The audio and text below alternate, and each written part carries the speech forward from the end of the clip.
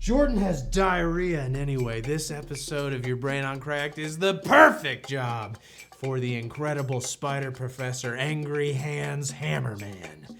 And anyway, this is the only show on Cracked that heroically steers away from its stated premise whenever quarantine starts to get to Jordan. I mean me. Oh my God, my hands are no longer angry! Well, anyway, since superheroes are always on the backside of justice, I will very legally diagnose. Once society collapses in the future, which is probably like 6 weeks from now, the only trusted currency will be physical copies of superhero films because it's the only resource we can assume will remain endless. The original Iron Man Blu-ray Steelbook will be able to be traded for a whole chicken, while a DVD of Suicide Squad will just get you shot right in the penis. That's why I've been stockpiling and watching every film I can get my huge angry hands on, and I'm noticing several strange, constantly recurring similarities in this endless deluge of tightly spandex crotchploitation films. The first movie in any super franchise is basically charged with laying the groundwork. We see our piece of shit protagonist go from being some kind of dweeb to heroically spraying sticky residue all over muscular men. It's a tale as old as time. Now hold still. But by the second movie, they're already well endowed with their powers, meaning the hero either needs to face a villain even bigger and with extra arms than the last movie, or the hero themselves need to become weaker with like fewer arms. But at least once a superhero film's generation, they'll add an extra layer of super spice to the hero's weakness phase by making them super sexually confused. What I'm trying to say is that nothing destroys superpowers like horniness. Why is this happening to me? The most recent example is in Wonder Woman 1984, where Diana literally trades her powers for a chance to tear off her long-dead boyfriend's fanny pack and take him to the fictional unitary sovereign city-state archaeopelagic island nation of sex with some hot mess Skira. Wow, permission to dock. Ignore, please, that technically she's pleasuring herself with the body of some random dude that her boyfriend is mentally hijacked. I mean, thankfully love means not having to question whose mustache you're currently riding. Yeah. I know what you mean. Eventually, she correctly determines that trying to have sex in a world obliterated by nuclear holocaust would be a major boner wilter, so she tamps down her horniness, becomes a bachelorette again, and saves the world by electrocuting a cat. It is not a great film. I know what you mean. But before that, we got 2004 Spider-Man 2, where Peter Parker's unrequited lust for Mary Jane results in blue spider balls, which cloud his spider brain and cause him to lose his powers for a good chunk of the movie. His powers only arouse once Mary Jane desperately needs him, and even then, he only seems to maintain his stiffened spidey senses because Mary Jane leaves her new boo at the altar for a lifetime of high tensile strength spider loving. But even that is predated by 1980 Superman 2, where Superman voluntarily surrenders his superpowers so he can plow Lois Lane without always finishing faster than a speeding bullet. I don't know why I did that. Maybe you wanted to.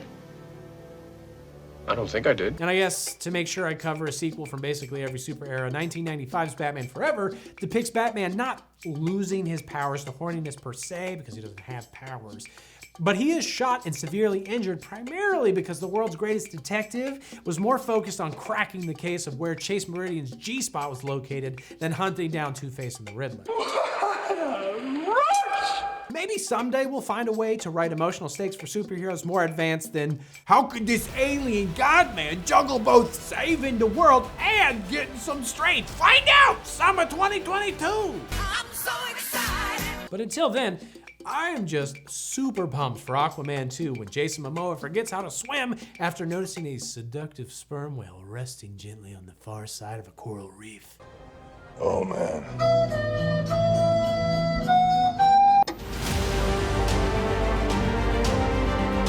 As of this moment, there are still only really two major female superhero movie stars, Wonder Woman and Captain Marvel.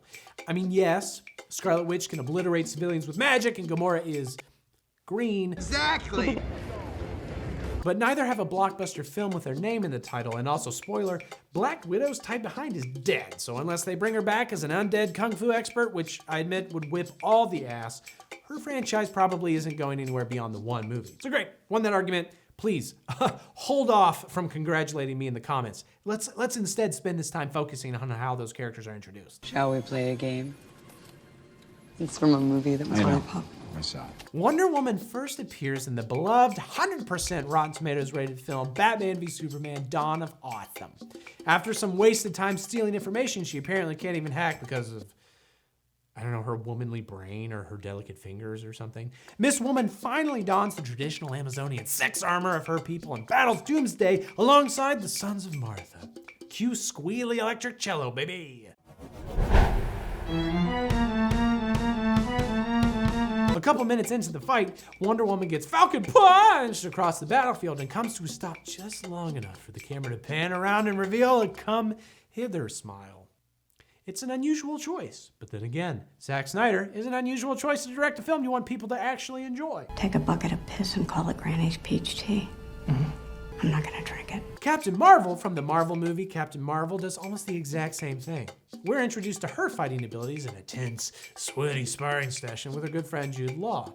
Law knocks Marvel to the ground, pissing her right off, and she considers super fisting what's left of Law's hairline, but instead she reconsiders and smiles like, oh, I like it when you say things that are mean and serious while you hit me, Jude. That was not my fault. We were specifically told to bring the heat. He was very hot. Also, The Mandalorian's Cara Dune isn't technically a superhero unless being on whatever Star Wars parlor equivalent is makes you a superhero, but she loves getting whopped in the face just as much as any other tough lady. And look, I know badass women aren't the first characters in movies to smile while getting beat up, but usually it's like unhinged villains like Joker in The Dark Knight, or Joker in Joker, or Joker in My Nightmares. Honka honka! Occasionally male heroes smile mid-fight, but not as an introduction. They're established stone cold badasses. No smiling until they're at the end of the rope and we need assurance, or until their balls are at the end of a rope. Now the whole world's gonna know that you don't scratch your fucking balls. For female superheroes, though, it's like the director is saying, look, we all know that dudes are tough. Well, ladies, they fall apart whenever they break a nail, am I right? But wait, this movie is special, and this lady is totally cool with punching. Don't worry that she's about to get pounded by a million dudes for your pleasure. In fact, you're welcome. Just remember, Twinkle Fist, you think with your head, not your hands. When most film genres start out, they're like kids entering the first grade. They're a little unsteady, a little unsure of themselves, but ultimately they're brimming with hope and optimism. Think about the sheer joy of early musicals or early westerns' relentless celebration of can-do frontier spirit and unapologetic racism. It is my privilege to extend a laurel and hearty handshake to our new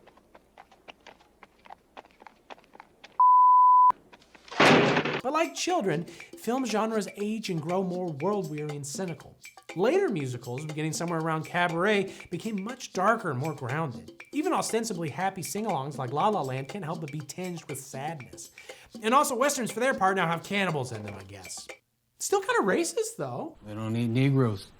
Do they think they're poisonous? Superhero films are sort of stuck between the two in their angsty high school phase. They can't quite decide if they're supposed to be serious adults yet or if they're content just making poop jokes with their friends. Am I a superhero movie? Anyway, one of the ways modern superhero films' angst manifests is in plotlines focused around psych wards. Presumably in the real world, there are useful, functional psychiatric hospitals, but in movies, they always come across as some 13-year-old's idea of the scariest, most emo thing they can think of, like, the people in there might be unpredictable, kind of like me, a dangerous teenager. I mean, maybe superheroes are actually crazy because they're so different from everybody else, and they wear such tight pants, again, just like me. I mean, if superheroes were real, would normal people mistakenly believe they were nuts, just like my parents think I'm crazy just because I love to do the jankum? You're old. It's these almost, but not quite profound questions that guide films like New Mutants, or Glass, or Joker, or that one episode of The Boys where a dude gets strangled by a massive semi-autonomous dick, which sort of dilutes any hard-hitting points trying to be made there. Don't be so close-minded. There's probably something to the idea of a society that locks away those that are exceptional, but at the same time, they really should be careful with guys sporting murderous monster hogs, or kids who accidentally set people on fire, or guys with multiple personalities, one of which is one that eats people. I'm sorry. These stories are almost on the verge of saying something resonant about the way that we treat people who are different, but realistically, they're more likely harbingers of the serious, weighty, late genre films that are probably still a few years away. I mean, of course, excluding Batman v Superman, because that shit was deep. You're letting him kill John Cena! What does that mean? Why did you say that name? If a movie or TV show inexplicably includes a lady with superpowers, as if, there's a near 100% chance that somewhere in the film also lurks a female villain. In fact, if the female hero in question isn't the main character, you better believe that she's gonna be tasked with taking out the bad lady while all the dudes duke it out somewhere else. For example, despite having virtually the entire team ready and able to fight in Guardians of the Galaxy, Gamora duels Nebula one-on-one in a sister spat for the ages while the men and the male flora/fauna head off to guard the galaxy. I'm hungry. Can I say that Yara rude? No, it's not ripe yet. In Infinity War, Scarlet Witch squares off with Proxima Midnight's alluring feminine horns, while Vision shoots head lasers at the boy alien. If aliens wind up implanting eggs in my chest or something and I eat one of you, I'm sorry. I do not want another single pop culture reference out of you. There's no scene where they flip a coin to see who fights who. They just go into the fight knowing that segregating the sexes during battle is the only way to get Disney's approval.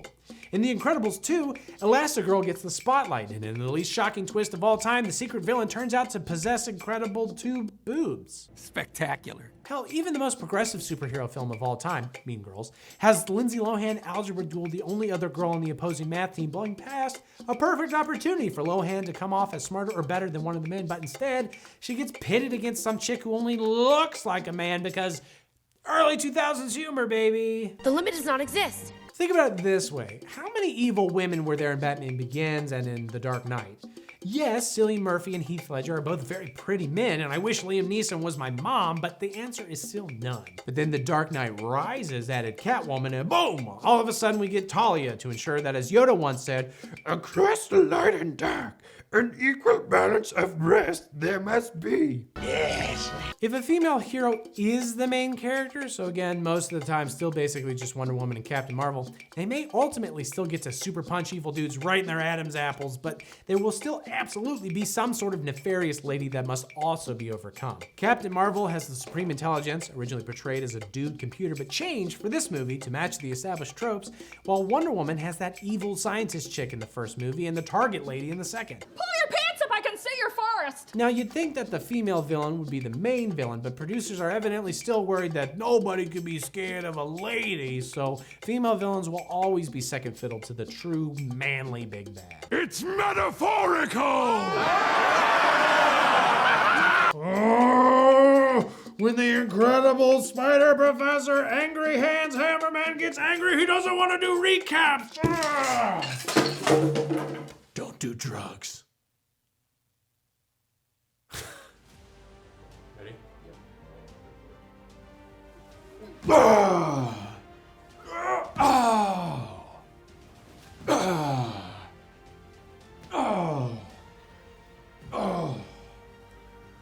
Well, Jordan has diarrhea.